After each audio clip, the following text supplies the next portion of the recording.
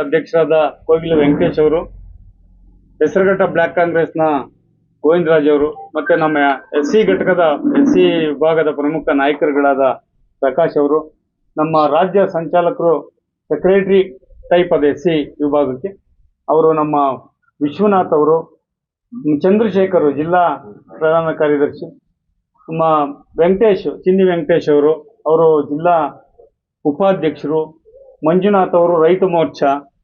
So ಹೀಗೇನೆ ನಮ್ಮ ಬಸಣ್ಣ ಅವರು ಪ್ರಮುಖ ನಾಯಕರು, ನಮ್ಮ ನರಸಿಂಹಯ್ಯ ಅವರು, ಇಲ್ಲೆಲ್ಲ ಮುನ್ರಾಜ್ ಇರ್ಬೋದು, ಮತ್ತೆ ಎಲ್ಲ ನಮ್ಮ ಗೆಳೆಯರುಗಳು ಎಲ್ಲರೂ ಇಲ್ಲಿ ಸೇರಿದ್ದೀವಿ. ಮತ್ತೆ ಅನೇಕ ಜನ ನಮ್ಮ ಎಸ್ ಸಿ ಲೀಡರ್ಗಳಿದ್ದಾರೆ. ರವಿ ಇರ್ಬೋದು, ಲಿಂಗರಾಜು ಇರ್ಬೋದು, ಹನುಮಂತ, ನಮ್ಮ ಆಂಜನಮೂರ್ತಿ ಇರ್ಬೋದು, ಎಲ್ಲ ಜಯರಾಜ್ ಇರ್ಬೋದು, ಎಲ್ಲ ನರಸಿಂಹಯ್ಯ ಅಂಡ್ ನಮ್ಮ ರಾಮಚಂದ್ರ ಎಲ್ಲ ಇಲ್ಲಿ ಸೇರ್ಕೊಂಡಿದ್ದೀವಿ. ಇದೇನಕ್ಕೆ ಅಂದರೆ ಒಂದು ಪ್ರಮುಖವಾದ ವಿಚಾರದ ಬಗ್ಗೆ ಚರ್ಚೆ ಮಾಡಕ್ಕೆ ಇಲ್ಲಿ ಸೇರಿದ್ದೀವಿ. ನಮಗೆ ಈಗ ಕರ್ನಾಟಕ ಬಿಡಿ, ಇಡೀ ಭಾರತ ದೇಶದಲ್ಲೇ ಕರ್ನಾಟಕದಲ್ಲೂ ಕಾಂಗ್ರೆಸ್ ಪರವಾದ, ಕಾಂಗ್ರೆಸ್ ಜನಪರವಾದ, ಕಾಂಗ್ರೆಸ್ನ ಜನಪರ ಕಾರ್ಯಕ್ರಮಗಳು ರೂಪುಗೊಂಡಿದ್ದಾವೆ. ದಲಿತರಿಗೆ ಲಕ್ಷಾಂತರ ಎಕರೆ ಭೂಮಿಯನ್ನು ಕಾಂಗ್ರೆಸ್ ಪಕ್ಷ ಹಂಚಿದೆ, ಸೂರನ್ನ ಕಲ್ಪಿಸಿದೆ. ಇವತ್ತೇನಾದರೂ ಆಶ್ರಯ ಯೋಜನೆ ಸೈಟಲ್ಲಿ ಯಾವುದೇ ಶಾಸಕರು ಆ ಸೈಟ್ಗಳನ್ನ ವಿತರಣೆ ಮಾಡ್ತಾ ಇದ್ರೆ ಅದು ಕಾಂಗ್ರೆಸ್ನ ಯೋಜನೆ. ಹಾಗೇನೆ ಭೂಮಿ ಹಂಚಿಕೆ ಮಾಡಿದ್ರೆ ಅದು ಕಾಂಗ್ರೆಸ್ನ ಯೋಜನೆ.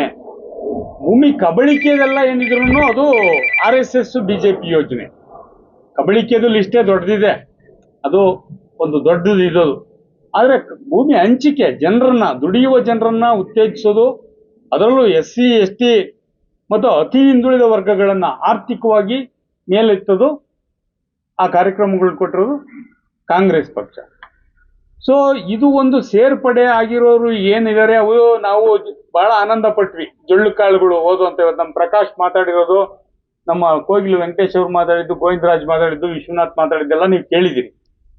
ಹೆಸರುಘಟ್ಟ ಬ್ಲಾಕಲ್ಲಿ ಬಹಳ ಸಾಕಾಗಿ ಏನು ಕಾಸ್ಮಾರಿತನನೋ ಅಥವಾ ಹಠಮಾರಿತನನೋ ಅಥವಾ ಒಳ್ಳೆತನನೋ ಇಲ್ಲದೆ ಇರೋ ವ್ಯಕ್ತಿಗಳು ಕೆಲವರು ಹೋಗಿದ್ದಾರೆ. ಆ ಜೊಳ್ಳು ಕಾಳುಗಳು ಹೋದ ಅಂತ ನಾವು ಹೇಳಿದ್ದೀವಿ ಈಗಾಗಲೇ. ಆ ಜೊಳ್ಳು ಕಾಳುಗಳು ಹೋದ್ರೆ 100 ಗಟ್ಟಿ ಕಾಳುಗಳು ಬಂದಿಲ್ಲಿ ಸೇರಬೇಕು ಅಂತ ಹೇಳಿ ಹೊರಟಿದ್ದಾವೆ. ನನಗೆ ಎಷ್ಟು ಒತ್ತಡ ಆಗಿದೆಯೋ ಹಳ್ಳಹಳ್ಳಿಯಿಂದ ದಲಿತ ನಾಯಕರುಗಳ ಕಡೆಯಿಂದ ನಮ್ಮ ವೆಂಕಟೇಶ್ ಅವ್ರಿಗೆ, ಪ್ರಕಾಶ್ಗೆ, ಮತ್ತೆ ಗೋವಿಂದರಾಜ್ಗೆ, ಮತ್ತೆ ವಿಶ್ವನಾಥ್ಗೂ ಅಷ್ಟೇ ಜನ ಫೋನ್ ಮಾಡಿದ್ದಾರೆ.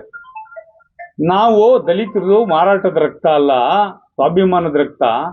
ಯಾರು ಈ ಭೂಮಿ ಮೇಲೆ ಮನುಷ್ಯರೇ ಅಲ್ಲ ಅಂತ RSSನವರು, BJP ಅವರು, ಸಂಘ ಪರಿವಾರದವ್ರು ತೀರ್ಮಾನ ಮಾಡಿದ್ರು, ನಮ್ಮನ್ನ ಮನುಷ್ಯರು ಅಂತ ಗುರುತಿಸಿ, ನಮ್ಮನ್ನ ಐಡೆಂಟಿಟಿ ಕೊಟ್ಟು, ನಮಗೆ ನೆಲ ಇದನ್ನ ಒದಗಿಸಿ, ಒಂದು ದೊಡ್ಡ ಭದ್ರತೆಯನ್ನ, ಬುನಾದಿಯನ್ನು ರೂಪಿಸಿದ್ದು ನಾಲ್ವಡಿ ಕೃಷ್ಣರಾಜ ಒಡೆಯರ್ ಕಾಲದಿಂದ ಮುಂದಿನ ದಿನಗಳ ಕಾಂಗ್ರೆಸ್ ಪಕ್ಷ ಅಂತ ಹೇಳೋ ಅಂತ ಮಾತುಗಳನ್ನ ತಿಳುವಳಿಕೆ ಉಳ್ಳವರು ಅನೇಕ ಜನರು ಹೇಳಿದ್ದಾರೆ. ಸೊ ಈ ತಿಳುವಳಿಕೆ ಉಳ್ಳ ಅನೇಕ ಜನರ ಮಾತುಗಳ ಕಾರಣಕ್ಕಾಗಿ ಇವತ್ತು ನಾವಿಲ್ಲೊಂದು ತುರ್ತು ಸಭೆಯನ್ನ, SC ಘಟಕದ ತುರ್ತು ಸಭೆ, ಅದ್ರಲ್ಲಿ ನಮ್ಮ ಜನರಲ್ ಲೀಡರ್ಗಳು ಇದ್ದಾರೆ, ಕೆಲವರು ನಮ್ಮ ಹಿರಿಯ ಮುಖಂಡರುಗಳು, ಸಲಹೆ ಸೂಚನೆ ಕೊಡುವಂಥವ್ರು, ಅವರೆಲ್ಲ ಸೇರಿದ್ದೀವಿ.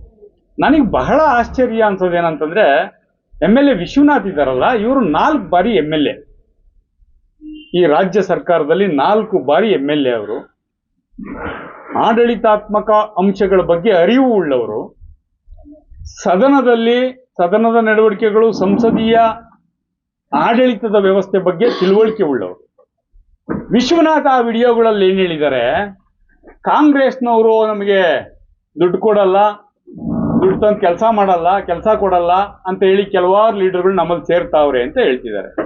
ನಾನು ಈ ಪ್ರಶ್ನೆ ಕೇಳಿದ್ದೀನಿ ನಿಮ್ಮನ್ನ, ಆ ಪ್ರಶ್ನೆ ಕೇಳ್ತೀನಿ ಕೂಡ. ಈಗ ಏನಂತಂದ್ರೆ, ಇಡೀ ರಾಜ್ಯ ಸರ್ಕಾರದಲ್ಲಿ ಒಂದು ವ್ಯವಸ್ಥೆ ಇದೆ, ಒಬ್ಬ MLAಗೆ ಇಂತಿಷ್ಟು ಫಂಡ್ ಕೊಡಬೇಕು ವಾರ್ಷಿಕವಾಗಿ.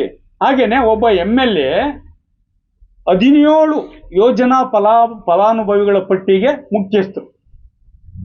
ನಾನು ಎಲ್ಲೆಲ್ಲಿಂದನೋ ದುಡ್ಡು ತಂದು ಮಾಡ್ತಾ ಇದ್ದೀನಿ ಅಂತ ವಿಶ್ವನಾಥ್ ಅವರು ಹೇಳಿದ್ದಾರೆ. MLA ಅವರು, ಅವ್ರಿಗೆ ಮೆಚುರಿಟಿ ಇದೆ ಅಂತ ನಾನು ಬಹಳ ಭಾವಿಸಿ ಗೌರವ ಇಟ್ಕೊಂಡಿದ್ದೆ. ಅವರು ಈ ತರದ ರಾಜಕೀಯ ಕಾರಣಕ್ಕೆ ಈ ಮಾತುಗಳು ಆಡ್ತಾರೆ ಅಂತ ನಾನು ಅನ್ಕೊಂಡಿರ್ಲಿಲ್ಲ. ಅವ್ರು ಏನ್ ಹೇಳ್ತಿದ್ದಾರೆ, ನಾನು ಎಲ್ಲೆಲ್ಲಿಂದನೋ ದುಡ್ಡು ತಂದು ಮಾಡ್ತಾ ಇದ್ದೀನಿ. ಎಲ್ಲಿಂದನೂ ಅಲ್ಲ, ರಾಜ್ಯ ಸರ್ಕಾರ ಬಿಟ್ಟು ಎಲ್ಲಿ ದುಡ್ಡು ತಂದಿದ್ದೀರಿ? ಹೊಲಿಗೆ ಯಂತ್ರ ಹಂಚಿಕೆ ಮಾಡ್ತೀರಿ, ಸಮಾಜ ಕಲ್ಯಾಣ ಇಲಾಖೆದು. ರೈತ ವಿಭಾಗದ ಅಂಶಗಳನ್ನ, ರೈತರಿಗೆ ಬೇಕಾದ ಸಲಕರಣೆಗಳನ್ನ ಹಂಚಿಕೆ ಮಾಡ್ತೀರಿ, ಅದು ಕೃಷಿ ಇಲಾಖೆದು. ಹೈನುಗಾರಿಕೆಗೆ ಸಂಬಂಧಪಟ್ಟಿದ್ದ ಹಂಚಿಕೆ ಮಾಡ್ತೀರಿ, ಅದು ಡೈರಿದು, ಇದೆಲ್ಲವೂ ಸರ್ಕಾರದ ಹಣ. ಹಾಗೇನೆ ಕಾಂಗ್ರೆಸ್ನವ್ರು ತಂದಿಲ್ಲ, ಕಾಂಗ್ರೆಸ್ನವ್ರು ಇಲ್ಲಿ ಕಾಂಗ್ರೆಸ್ನವ್ರು 20 ವರ್ಷ MLA ಇಲ್ಲ. ನಿಮ್ ಕೈಗೆ ಯಾಕೆ ದುಡ್ಡು ಬರ್ತಿದೆ ಅಂದ್ರೆ ನೀವು ಜನಪ್ರತಿನಿಧಿ ಆಗಿರೋದ್ರಿಂದ. ಈಗ ನಿಮ್ BJP ಯುವ ಮೋರ್ಚಾದವ್ರಿಗೆ ದುಡ್ಡು ಬರುತ್ತಾ, ರೈತ ಮೋರ್ಚಾದವ್ರಿಗೆ ದುಡ್ಡು ಬರುತ್ತಾ, ಅಥವಾ ಅಲ್ಲಿರೋ ಸ್ಲಮ್ ಮೋರ್ಚಾ ಮುಖ್ಯಸ್ಥರಿಗೆ ದುಡ್ಡು ಬರುತ್ತಾ, SC ಮುಖ್ಯಸ್ಥರಿಗೆ ದುಡ್ಡು ಬರುತ್ತಾ, ನಿಮ್ಮ ಅದೆಂಥದ್ದು ಪ್ರಾಂತ ಮುಖ್ಯಸ್ಥರು ಅಥವಾ ಇವ್ರು ಇರ್ತಾರೆ ಮಂಡಳ ಮುಖ್ಯಸ್ಥರು, ಅವ್ರಿಗೆ ಬರುತ್ತಾ ದುಡ್ಡು? MLA ದುಡ್ಡು ಬರುತ್ತೆ, ಅದ್ರಾಗೆಲ್ಲ ಆಟ ನಡೀತಿದೆ. ಅದನ್ನ ಬೇರೆಯವ್ರ ಮೇಲೆ ಕೆಸರೆರಚಕ್ ಬಳಸಬಾರ್ದು. ನಾನು ಹೇಳ್ತೀನಿ, ಅಲ್ಲಿರೋ 80% ಜನ ಕಾಂಗ್ರೆಸ್ ಲೀಡರ್ಗಳು. ಆ ಕಾಂಗ್ರೆಸ್ ಲೀಡರ್ಗಳು ಚಕ್ನಹಳ್ಳಿ ವೆಂಕಟೇಶು, STD ಮೂರ್ತಿ, ಏನು ಲಿಂಗನಹಳ್ಳಿ ವೆಂಕಟೇಶು, ಇವರೆಲ್ಲ ವಿಜಯ್ ಕುಮಾರ್ ಮಾದಪ್ಪನಹಳ್ಳಿ, ಇವರೆಲ್ಲ ಏನಿದ್ದಾರೆ ಹಿರಿಯ ಲೀಡರ್ಗಳು, ಇವರೆಲ್ಲ ಕಾಂಗ್ರೆಸ್ ಅಲ್ಲಿ ತಯಾರಾಗಿ ಹುದ್ದೆಗಳನ್ನ ಪಡೆದು ಇಲ್ಲೆಲ್ಲ ಇದು ಮಾಡ್ಕೊಂಡು ರೆಡಿಮೇಡ್ ಗಂಡ ಅಂತ ಒಂದು ಪಿಕ್ಚರ್ ಅದಲ್ಲ, ಹಂಗಿರಲ್ಲಿ ರೆಡಿಮೇಡ್ ಲೀಡರ್ ಹೋಗಿರೋದಲ್ಲಿ. ಏನಕ್ಕೆ ಅವಕಾಶ ಸಿಗುತ್ತೆ ಅಂತ. ಆಯ್ತಾ? ಈ ಅವಕಾಶ ಸಿಗುತ್ತೆ ಅಂತ ಓದೋರ್ನ ನೀವ್ ಎಷ್ಟು ಅವಕಾಶಗಳು ಕೊಟ್ಟು ಇನ್ನೂ ಎತ್ತರಕ್ಕೆ ತಗೊಂಡೋಗಿದ್ದೀರಿ ನಾವು ನೋಡ್ತಿದ್ದೀವಿ. ಆಯ್ತಾ? ಅದ್ರ ಬಗ್ಗೆ ನಾನು ಏನು ಮಾತಾಡಬೇಕಾಗಿಲ್ಲ. ಅಥವಾ ಈ ಹೋಗಿರೋರ ಬಗ್ಗೆ ನಾನು ಬೆಳಿಗ್ಗೆ ದಿನ ನಾವೆಲ್ಲ ಸೇರಿ ಕೆಸರು ಎರಚಬೇಕಾದ್ರೆ ಮಂಕ್ರಿಗಟ್ಲೆ ಮರಗಟ್ಲೆ ತುಂಬಾ ಎರಚ್ಬೋದು. ಅಕ್ಷುಲ್ಲಕ ರಾಜಕಾರಣ ನಾವು ಮಾಡಲ್ಲ.